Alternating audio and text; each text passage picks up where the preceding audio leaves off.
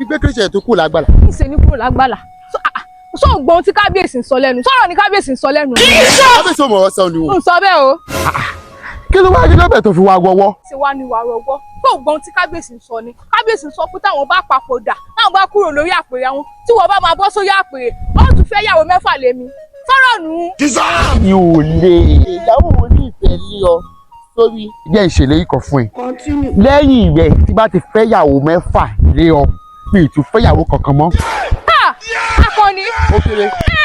Ó fẹ́ yàwó 6 lémi. Kí ni mo gbà nínú gbà rẹ tó fẹ́ yàwó 6 lémi akọni? Ọlá pé mo nífẹ̀ẹ́ ẹ̀ gan ni ìyàwó 10 ló jẹ́ fẹ́ lé ọ. Ó fẹ́ yàwó 10 akọni. Akọni ó sì fẹ́ yàwó 10 lémi. Ó fẹ́ yàwó 10 lémi. Kí ni mo ṣe fún ẹ? Yóò fẹ́ yàwó 10 lémi. Báwo la ṣe wá jọ sọ? Ìkan ló fọwọ́ mú o. Nínú kó fọwọ́ mú yẹn àbí kó padà sẹ́ sí àárọ̀ rẹ̀. Akọni kí n padà sẹ́ sí àárọ̀. Padà sẹ́ sí àárọ̀. Wo kó bá ti rò sí jẹ́ ń gbọ́ èmi ń lọ nìhun. Akọni ò sí wá dúró. Aya 6 ẹsẹ̀ àárọ̀.